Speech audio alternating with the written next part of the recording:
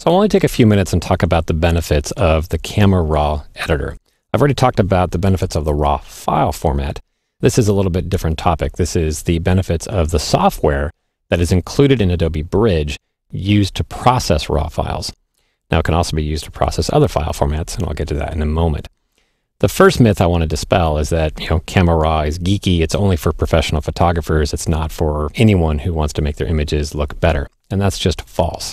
In fact, one of the reasons why I'm starting with the Camera Raw editor in the Photoshop CS5 Essential Training title is because it is so powerful and so quick, it's actually a better idea to start in Camera Raw.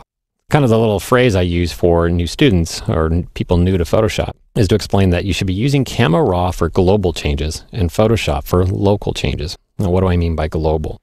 By global, I'm talking about changes you're making to the overall image. So things like tonal correction and color correction and sharpening. If there are specific areas in an image that you want to adjust separately from the rest of the image, that's what I mean by local adjustments. And Photoshop is obviously the best tool for that. For global changes, though, the reasons why I like RAW is that it's a lot faster and easier to use than Photoshop in general. And I'll explain some of the benefits here in a moment. There's basically 5 reasons to start in Camera Raw before you open up the file in Photoshop for further editing. The first game changer here is that it's a non-destructive edit. Anything you do in Camera Raw is not actually affecting the file itself. What you're doing is making a series of choices. Those choices are being saved out as a little text file. Not to get too geeky, but it's called a sidecar file. And then when you open up that image again in the Camera Raw editor, it's simply loading those settings from that sidecar file into the dialog and presenting those updates to you. So you can make as many changes as you want. You never have to worry about destroying the file or doing something that you can't go back and undo because you're never actually editing the actual file. So that's benefit number 1. Benefit number 2 is that it has a built-in workflow. And what do I mean by that? So the great thing about Photoshop is that it's anything to everybody. I mean, lots of different people use the product. Doctors and creative professionals and designers and architects, even the FBI and law enforcement officials. Everyone kind of has a different way of using the product. And if you ask 10 different Photoshop experts how to do any particular thing in Photoshop, like how do you do a color correction, you'll probably get 10 different answers because it's that robust. What I love about Camera Raw is that the controls are laid out in the actual order that you're supposed to use them, at least until you learn the rules. And of course, you can go out of order anytime you want. But when you're just starting out, it's so much more approachable because it has a structured workflow. Now, if you go on to watch some of the other videos in this chapter, you'll actually see what I'm talking about instead of just listening to me babble about it. But hold that thought for now. There's a built-in workflow, and it takes the guesswork out of what you're supposed to do to get a good-looking image.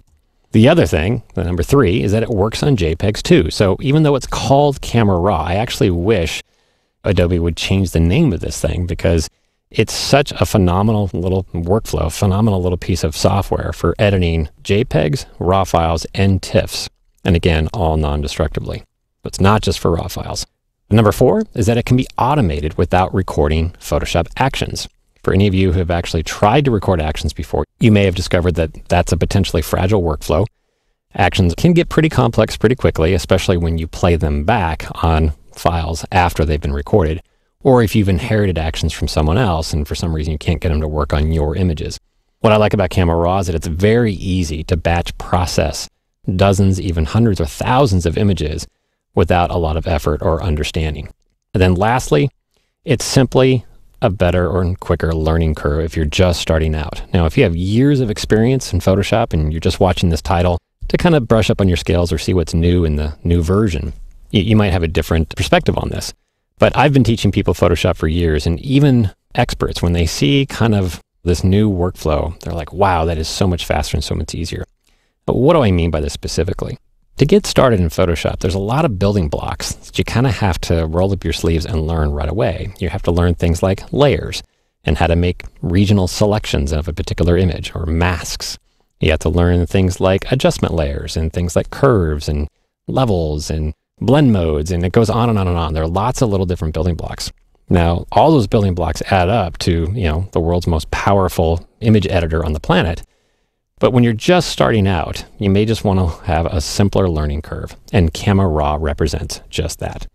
So that's a very quick overview. You're going to learn a lot more about the specifics and the power of these 5 points in the part 1 section of this title. but this is just kind of a way to get you thinking about why you might want to start in Camera Raw as opposed to just jumping in Photoshop and hunting and pecking around in the menus there.